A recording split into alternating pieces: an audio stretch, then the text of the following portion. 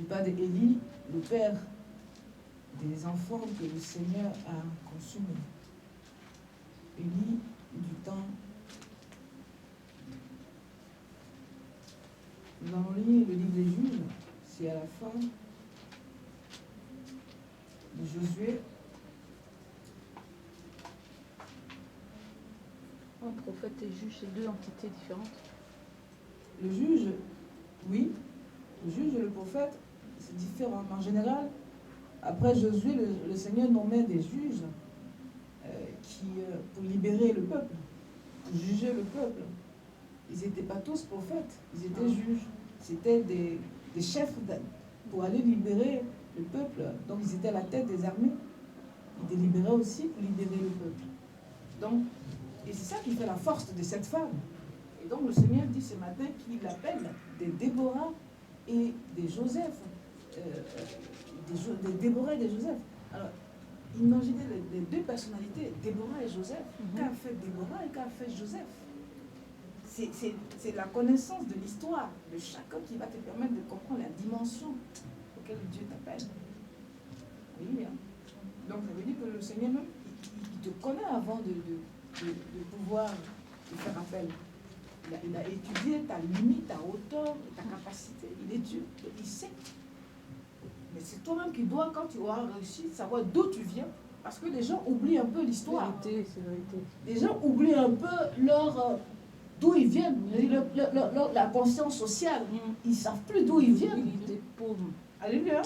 Ils ne savent plus leurs limites politiques pour comprendre l'histoire même de là où ils sont. Alléluia. Ils ne comprennent pas dans quelle situation économique ils ont retrouvé telle ou telle personne ou tel pays pour agir. Alléluia. Ils ne connaissent même pas la culture de ce pays, de cette personne, de ce pays. Il faut connaître ces paramètres. Il faut avoir la conscience de l'histoire, la conscience sociale de l'histoire, la conscience de ce pays socialement, économiquement et culturellement et humainement. Est-ce que ce sont des gens... Sinon, tu vas instaurer le tribalisme. Tu vas commencer à s'aimer la division. Est-ce que tu ne connais pas le mode de fonctionnement culturel? Donc, avant de juger une personne dans son éducation, il faut savoir tout ça. Alléluia. Et Déborah connaissait Barak. Elle savait que c'était un homme faible. Mais elle savait que le Dieu qu'il avait révélé d'appeler Barak pouvait, si Barak acceptait, transformer Barak à un homme fort. Pour le fait que le Seigneur a choisi Jaël, quand vous lisez le livre de Juges, une femme faible, qui a appris par expérience comment faire les temples, donc qui a appris le maniement des pieux, et qui a utilisé par expérience pour aller perforer, pour aller tuer un homme fort. Mais elle a utilisé sa sagesse. Elle a amené cette personne à avoir confiance en elle. Et pas parce qu'elle était corrompue, mais parce qu'elle avait un objectif. Dieu l'a utilisé. Dieu l'a utilisé afin de parler à Barak, de dévoiler la faiblesse de Barak. Dieu n'a pas besoin de connaître ta faiblesse, il te connaît. Mais il veut toi-même te dévoiler tes limites. Donc la parole dévoile les limites qui sont en nous pour que Dieu puisse nous amener à la dimension à laquelle il nous appelle. Alléluia. Et le Seigneur a utilisé une autre personne pour aller tuer le bourreau de tout un peuple. Lorsque le bourreau de chaque peuple est défini par quelque chose. Ça peut être un homme, mais qui sera l'épée qui va le tuer? Ça peut être la maladie. Alléluia. Ah, si l'homme est tellement Goliath, il y a une pierre qui va rentrer dans son front. Alléluia.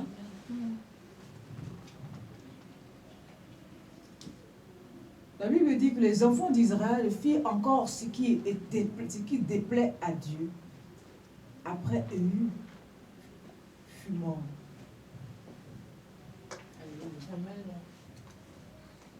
Et l'Éternel les vendit entre les mains de Jabin, roi de Canaan, qui régnait à Astor. Le chef de son armée était Sisera et habitait à Aristcheth Goïm. Donc voilà l'ennemi d'un peuple. C'est le roi Jabin de Canaan. Et son armée, et son chef de l'armée, Sisera. Mais comment détruire ce bourreau? Dieu, les enfants d'Israël vont commencer à prier Dieu. C'est la prière qui est une larme d'un peuple qui est dans la faiblesse. Il y a un fort. Quand vous lisez la parole de Dieu, le Seigneur promet, dans Lévitique chapitre 26, le Seigneur promet à son peuple qu'il ne les laissera jamais dans la main, il ne les vendra jamais dans la main de l'ennemi, de l'étranger. Et là, on lit que le Seigneur vendit son peuple. Quel est le péché du peuple, à tel point que le Seigneur va lui-même contredire sa propre parole pour vendre son peuple. Mais qu'est-ce que le peuple a dit pour que le Seigneur revienne sur sa décision pour appeler Déborah et Barak pour aller libérer le peuple? C'est que le peuple s'est repenti, s'est humilié, a reconnu son tort, a posé des actes devant Dieu, a crié vers Dieu. Alors le Seigneur se souvient de son alliance. Dans chaque nation, dans chaque vie, il y a une alliance. Elle passe par la relation qu'on a avec le Seigneur. Et toi, tu as une relation avec le Seigneur. Et c'est dans ta relation avec le Seigneur que Dieu va opérer. Et c'est dans ta relation avec le Seigneur que tu vas savoir que tu as baissé dans ta relation, ta façon de prier, ta façon de te tenir, ta façon de faire. C'est dans cette relation-là que le Seigneur va nous interpeller. C'est dans cette relation que le Seigneur va nous avertir. C'est dans cette relation avec lui que le Seigneur va commencer à agir pour nous ramener à lui.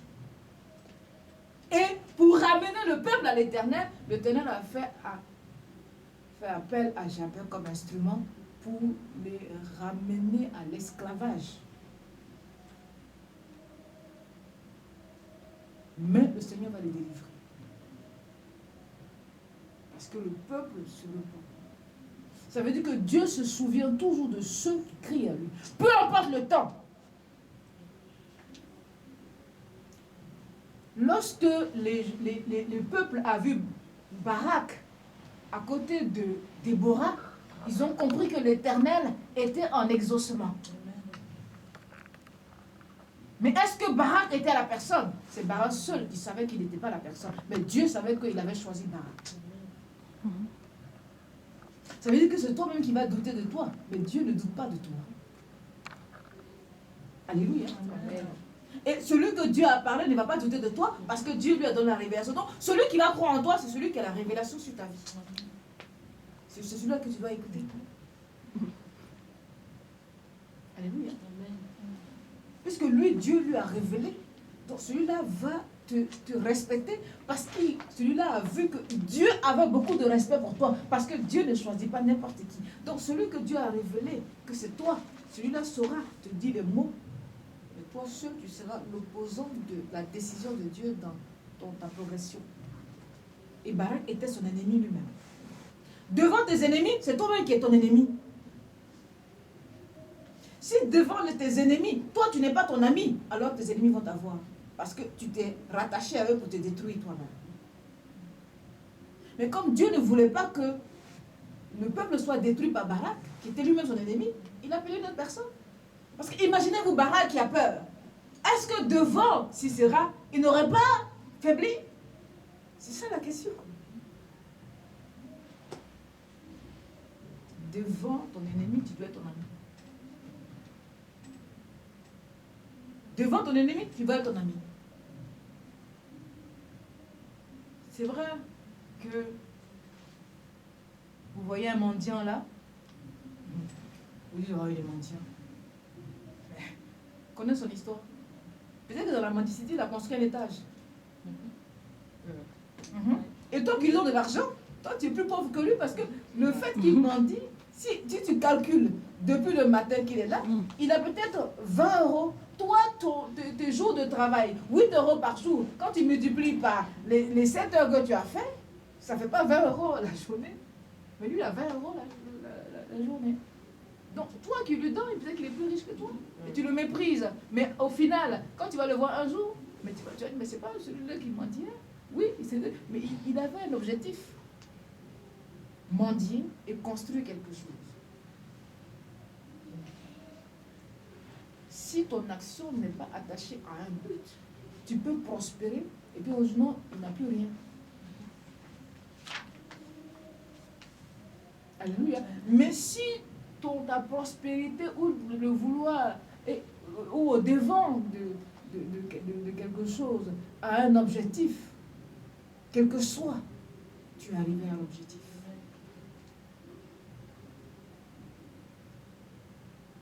Déborah savait que si ce n'était pas Barak, Dieu allait libérer le peuple. Parce qu'elle avait la révélation de Dieu pour délivrer le peuple. Les enfants d'Israël criaient à l'Éternel, car Jabin avait 900 chars de fer et opprimait avec violence les enfants d'Israël depuis 20 ans. 900 chars de fer. Imaginez-vous. Ça veut dire qu'il avait tenu un esclavage tout le peuple pour s'occuper de ces 900 chars de chars. Parce que Dieu, la parole de Dieu ne met pas chaque mot si ça n'a pas de sens. Ça veut dire que voilà ce qu'il faisait des enfants d'Israël. Il les tenait pour esclaves pour entretenir ces 900 chars de fer. Alors, regardez le détail de travail. Il doit battre le fer. Faire des protections pour les chevaux. Chaque jour. Alléluia. Et c'est ce que le Seigneur a dit dans sa parole. Il faut connaître les sources de ce que tu vis et tu auras la solution pour pouvoir sortir de ça.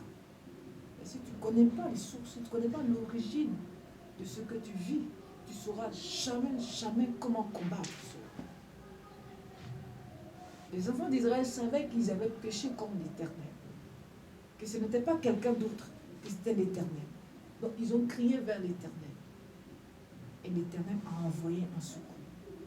Donc à chaque fois, le Seigneur dit, je les frapperai 7 fois.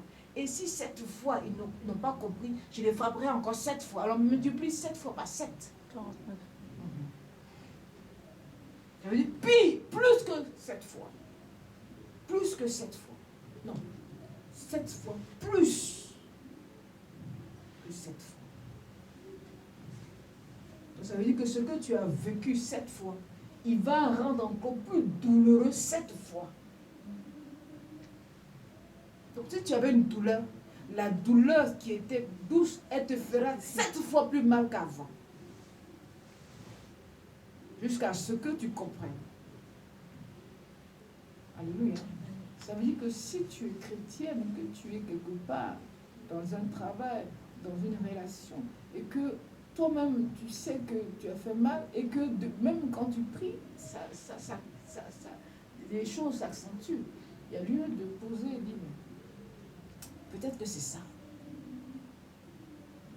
Et extraire pour que le Seigneur agisse. Ça veut dire, ça part du fait que je vois l'environnement. Déborah a vu l'environnement, les paroles de Barak. Ce que Barak disait, le comportement de Barak, l'attitude détermine l'attitude que tu viens quand une personne vient. Déjà les gens sont découragés.